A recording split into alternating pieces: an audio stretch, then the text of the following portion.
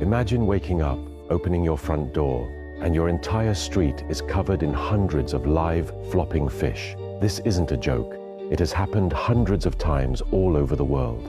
Live frogs have fallen onto people's roofs, and in some places, thousands of spiders have literally rained down from clear, cloudless skies. Scientists think mini tornadoes over water act like giant vacuums, sucking the animals up into the clouds. But here is the problem. These animals always fall in one tiny, specific area, and spiders fall from the sky even when there is no water for miles.